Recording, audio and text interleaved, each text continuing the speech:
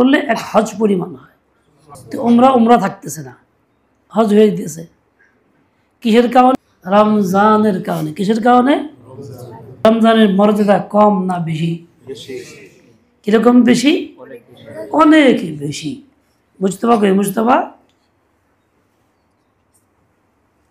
মুজতবা নাই। আচ্ছা, তাহলে বোঝা গেল কি অনেক বেশি। এক হাদিসের মধ্যে আসছে, একজন সাহাবী যাইতেছিলেন হজ করতে। তার স্ত্রী বললেন আমিও হজ করতে যাব।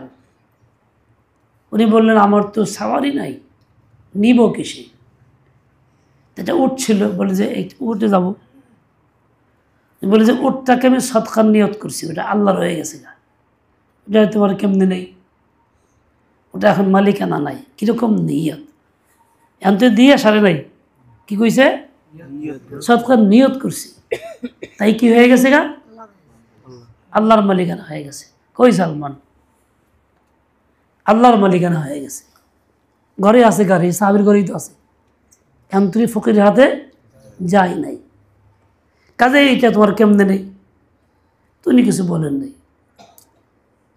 মহিলাদের বুঝ ছিল, আল্লাহ তাআলা রসুলের সহবতের কারণে কিছু বলে নাই, চলে গেছে। উনি হজ করে আসছে বলে ইয়া রাসূলুল্লাহ, আমার তো খুব আশা ছিল হজ করতে।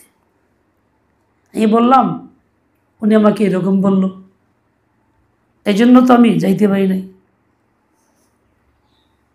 এখন রসুল আকদাস সাল্লাল্লাহু আলাইহি ওয়াসাল্লাম আজীব কথা বললেন, ঠিক আছে এক কাম করো, রমজানে উমরা করো।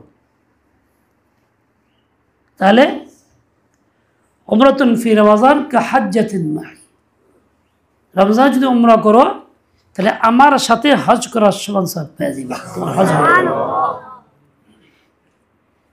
রসুলের সঙ্গে হজ করা কত বড় কপালী ব্যক্তির কাম, কত বড় কিসমত ভালা ব্যক্তি হইতে পারে। এই দুঃখ পাই, জয়েন্টে দাও, জয়েন্ট হাড্ডি না। তাহলে কত বড় ব্যক্তি ভাগ্যবান। এই যে এত বড় কাজ, হুজুরের সঙ্গে হজ হবে কিসের কারণে? রমজানের কারণে। তাহলে রমজান কি মর্যাদাপূর্ণ না মর্যাদাহীন? কিরকম মর্যাদা? অনেক মর্যাদা, অনেক মর্যাদা, যা কল্পনায় আনা মুশকিল। এর দাম কত বেশি হবে তা আল্লাহ তাআলাই ভালো জানেন। রমজানে যে ঈমানের সাথে মারা যায়, আল্লাহ পাক তার কবরে আযাব মাফ করে দেন। বিশেষ দিন জুমার দিনকে আল্লাহ খাস বানাইছেন। ওই দিনেও যদি কেউ ঈমানের সাথে মারা যায়, ওকিয়া মিন সুইল কবর, কবরের আযাব থেকে তাকে আল্লাহ হেফাজত করেন। রমজানেও এরকম কত না ভাগ্যবান ব্যক্তি যে ঈমান নিয়ে রমজানে যাইতে পারে।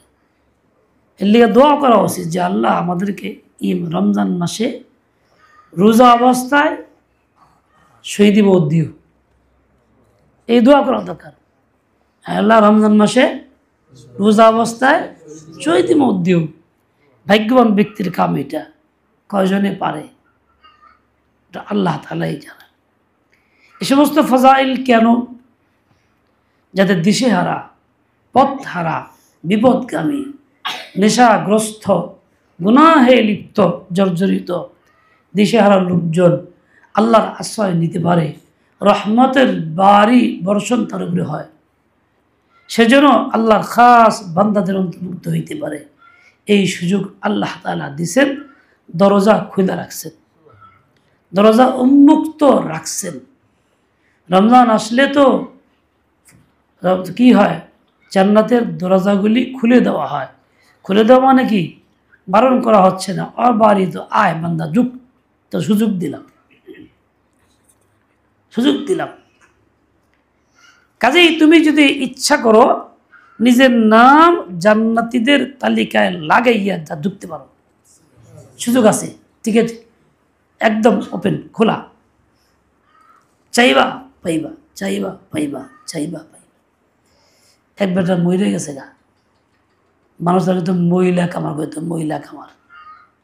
এই পালোরা তার একটা কর্মকারে করা ছিল, বয়সও ছিল অনেক, গ্রামের গ্রামে ঘুরতো, মোটামুটি মানুষ তার বিশ্বাস করত। কিন্তু স্বর্ণকার যত ভালোই হোক, হে মার স্বর্ণ থেকে ওই লোক চুরি করে, কথা প্রসিদ্ধ আছে। যে চুর অভ্যাস হয়ে গেছে গা, হ্যাঁ মার থেকেও চুরি করে। যে চুর হয়ে গেছে গা, বাবার থেকেও চুরি করে, হ্যাঁ সহ্য হয় না। এক চুর, চুরির অভ্যাস, সবসময় চুরি করে, ভাল লাগে না তো কী করবো। চুরির টাইমে গেলে আর ঘুমায় না, ঘুম ভাঙ্গে আর খালি ছটফট করে। মামার বাড়িতে সবার দাওয়াত বেড়ে বেড়ে গেছে, রাত্রেবেলা মামার বাড়িতে 10 মণ ধান উঠতে বাইরে হয়ে চলে গেছে। ভাল লাগে না চুরি না করলে। 100 বা করছে হাকিমুল মহদ্দুর বারে। এখন রাত্রিবেলা ঘুম আর হয় না, খানকায় রয়েছে, ঘুম ভাঙছে, কী করবো, চুরি করতে মনে চায়, তবা করে চুরি করবো না। ওদের সাথে ওয়াদা করছে, চুরিও করতে মনে হচ্ছে, থাকতে হবে না, করবো কি। তো এই দরজা জুতা নিয়ে ওই দরজা রাখছে, ওই দরজা জুতা রাখছে, ওই আরেকখান দরজায় সমস্ত পেঁয়াজ লাগাই দিয়েছে। সকালে মানুষ দরজায় যারা আসছে তারা গিয়ে জুতা পায়, জুতা পায় না, হেরে গেছে হেন দোকানটা পায় না, হেরে গেছে হেন দোকানটা পায় না, সব তো উল্টাইছে। পরিষ্কার দেখি এরকম করে তালাশ করে বাইরে নিয়েছে, কী হয়েছে, কে কে করলো, কে করলো, তো কেছে আমি করছি। কিনলে তুমি করছো? তো হাকিমের মধ্যে বড় স্বীকার করছে, হজরত আমার চুরির অভ্যাস, চুরি করছি, চুরির টাইম হইলে আর ঘুমায় না, খেলে খেলে কামড়ায়, কী করুম, চুরি করতে না করছেন তবা করছি, এখন কী করুম, ভাল লাগে না তো করুম কি, এলে এই জুতা হেন দিছি, এই জুতা হেন দিছি, এটা চুরির মতন কাম করছি। এত কিছু হজ বলে ঠিক আছে তুমি তাই করিল, তাও তুমি তবা করে থাকো, তাও তুমি থাকো। সবাই বলছে খবরদার কেউ কিছু মনে করো না, হ্যাঁ এই জুতা বদলাইবো এম তো নিবো, তোমরা কিছু মনে করো না, কষ্ট নিও না। আল্লাহ তাআলার বান্দাগো আল্লাহ কত দয়া দিছে, কিন্তু তোর মারুম শাস্তি এই সেই জালেম বেরিয়ে যা না, ঠিক তুমি তাই করো, থাকো, তাও তুমি আল্লাহকে নিয়ে থাকো। বান্দার দিলের ভিতরে আল্লাহ এইটুক দয়া দিছে, ওই বান্দার ইসলাহের জন্য কত বড় দিল খুলে দিছেন, সবাইকে বলে দিছেন। স্বয়ং আল্লাহ তাআলা রহমতের দরজা খুলে দিছেন। বান্দা চুরি করছিস, জীবন ভরা উল্টা পাল্টা করছিস, আব্দুল্লাহ মতো নামাজ ফাঁকি দিছস, হ্যাঁ সুন্নত না পড়ে ডেইলি নামাজ ফরজ পড়া হইলে বেরিয়ে যায়। বাথরুমে গেছিলাম, বাথরুম মানে টাইম বান্দা ফরজ পড়া হইলে আগে আর আয় না, বেরিয়ে যায় গাড়ির লেগে।